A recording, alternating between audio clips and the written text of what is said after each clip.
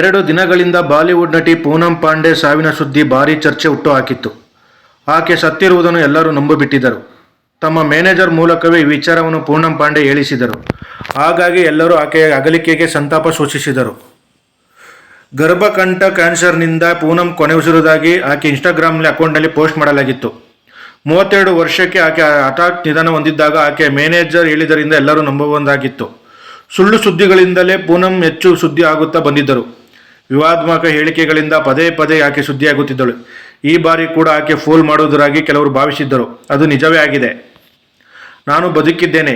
ಗರ್ಭಕಂಠದ ಕ್ಯಾನ್ಸರ್ನಿಂದ ನಾನು ಸಾಯಲಿಲ್ಲ. ಕ್ಯಾನ್ಸರ್ಗೆ ಬಗ್ಗೆ ಜಾಗೃತಿ ಮೂಡಿಸಲು ಈ ರೀತಿ ಮಾಡುವುದಾಗಿ ವಿಡಿಯೋದಲ್ಲಿ ಹೇಳಿದ್ದಾಳೆ. ಪ್ರತಿ ವರ್ಷ ಗರ್ಭಕಂಠ ಕ್ಯಾನ್ಸರ್ನಿಂದ ಬಹಳ ಜನ ಮಹಿಳೆಯರು ಸಾಯುತ್ತಿದ್ದಾರೆ. ಇದಕ್ಕೆ ಚಿಕಿತ್ಸೆ ಹೇಗೆ ಎನ್ನುವುದು ಯಾರಿಗೂ ಗೊತ್ತಿಲ್ಲ. ಆ ಬಗ್ಗೆ ಜಾಗೃತಿ ಮೂಡಿಸಲು ನಾನು ಈ ರೀತಿ ಮಾಡಿದ್ದೆ ಎಂದು ಪೂನಂ ವಿಡಿಯೋದಲ್ಲಿ ಹೇಳಿದ್ದಾಳೆ. ಬೇರೆ ಇತರ ಕ್ಯಾನ್ಸರ್ಗಳಿಗಿಂತ ವಿಭಿನ್ನವಾಗಿ ಗರ್ಭಕಂಠದ ಕ್ಯಾನ್ಸರ್ ತಡೆಗಟ್ಟಬಹುದು. ಈ ಕ್ಯಾನ್ಸರ್ನ ಆರಂಭಿಕ ಪತ್ತೆಗೆ HPV ಲಸಿಕೆ ಪ್ರಮುಖವಾಗಿದೆ. ಈ ಕಾಯಿಲೆಗೆ ಯಾರು ಪ್ರಾಣ ಕಳೆದುಕೊಳ್ಳದಂತೆ ನೋಡಿಕೊಳ್ಳಲು ನಮ್ಮಲ್ಲಿ ಮಾರ್ಗಗಳಿವೆ. ಆ ಅರಿವಿನಿಂದ ಪರಸ್ಪರ ಸಲಭರಣ ಪ್ರತಿ ಮಹಿಳೆಗೆ ತೆಗೆದುಕೊಳ್ಳಬೇಕಾದ ಕ್ರಮಗಳ ಬಗ್ಗೆ ಮಾಹಿತಿ ನೀಡಲಾಗುತ್ತಿದೆ. ಏನು ಮಾಡಬಹುದೆಂಬುದನ್ನು ಆಳವಾಗಿ ತಿಳಿಯಲು ಈ ಪೋಸ್ಟ್ ಬಯೋದಲ್ಲಿ ಲಿಂಕ್ ಇದೆ, ಭೇಟಿ ನೀಡಿ. ಒಟ್ಟಾಗಿ ರೋಗದ ವಿನಾಶಕಾರಿ ಪರಿಣಾಮವನ್ನು ಕೊನೆಗೊಳಿಸಲು ಕೆಲಸ ಮಾಡೋಣ ಎಂದು ಪೂನಂ ಪಾಂಡೆ ವಿಡಿಯೋದಲ್ಲಿ ಹೇಳಿಕೊಂಡಿದ್ದಾರೆ. ಗರ್ಭಕಂಠ ಕ್ಯಾನ್ಸರ್ ಬಗ್ಗೆ ಜಾಗೃತಿ ಮೂಡಿಸಬೇಕು ಎನ್ನುವ ಪೂನಂ ಉದ್ದೇಶವನ್ನು ಕೆಲವರು ಮೆಚ್ಚಿಕೊಂಡಿದ್ದಾರೆ. ಆದರೆ ಅದಕ್ಕಾಗಿ ಸಾವಿನ ನಾಟಕ ಬೇಕಿತ್ತಾ ಎಂದು ಕೇಳುತ್ತಿದ್ದಾರೆ.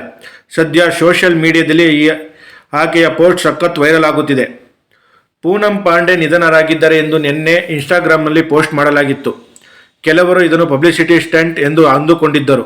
ಆದರೆ ಆಕೆಯ ಮ್ಯಾನೇಜರ್ ಪಾರುಲ್ ಚಾವ್ಲಾ ಇದನ್ನು ಖಚಿತಪಡಿಸಿದ್ದರಿಂದ ಎಲ್ಲರೂ ಒಪ್ಪಲೇಬೇಕಾಯಿತು. ರಾತ್ರಿಯೇ ಆಕೆ ಪಾರ್ಥಿವ ಶರೀರದ ಅಂತ್ಯಕ್ರಿಯೆ ನಡೆಯುವುದಾಗಿ ಮ್ಯಾನೇಜರ್ ಮಾಧ್ಯಮಗಳಿಗೆ ತಿಳಿಸಿದರು. ಆದರೂ ಕೂಡ 4 ದಿನಗಳ ಹಿಂದೆ ಪಾರ್ಟಿಯಲ್ಲಿ ಕಾಣಿಸಿಕೊಂಡಿದ್ದ ನಟಿ ದಿಢೀರ್ ಹೇಗೆ ನಿಧನರಾದರು ಎನ್ನುವ ಅನುಮಾನ ಕೆಲವರನ್ನು ಕಾಡುತ್ತಿತ್ತು. ಆಕೆಗೆ ಕ್ಯಾನ್ಸರ್ ಸೋಂಕಿನ ಬಗ್ಗೆ ಯಾವುದೇ ಸುದ್ದಿ ಇರಲಿಲ್ಲ. ಯಾವುದೇ ಆಸ್ಪತ್ರೆಗೆ ದಾಖಲಾದ ಮಾಹಿತಿ ಇಲ್ಲ. ಇನ್ನು ಈ ಸುದ್ದಿ ವೈರಲ್ ಬೆನ್ನಲ್ಲೇ ಆಕೆಯ ಪೋಷಕರು ಯಾರ ಸಂಪರ್ಕಕ್ಕೂ ಸಿಕ್ಕಿರಲಿಲ್ಲ. ಆಕೆಯ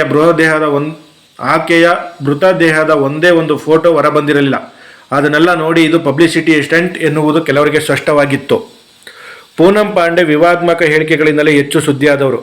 2011ರಲ್ಲಿ ಭಾರತದ ತಂಡ ಕ್ರಿಕೆಟ್ ವಿಶ್ವಕಪ್ ಗೆದ್ದರೆ ಬೆತ್ತಲೆಯಾಗುವುದಾಗಿ ಹೇಳಿ ವಿವಾದ ಸೃಷ್ಟಿಸಿದರು. ಸಣ್ಣ ಪುಟ್ಟ ಸಿನಿಮಾಗಳಲ್ಲಿ ನಟಿಸಿದ್ದು ಬಿಟ್ಟರೆ ಬೋಲ್ಡ್ ಆಗಿ ಸೋಷಿಯಲ್ ಮೀಡಿಯಾದಲ್ಲಿ ದರ್ಶನ ಕೊಟ್ಟಿದೆ ಹೆಚ್ಚು.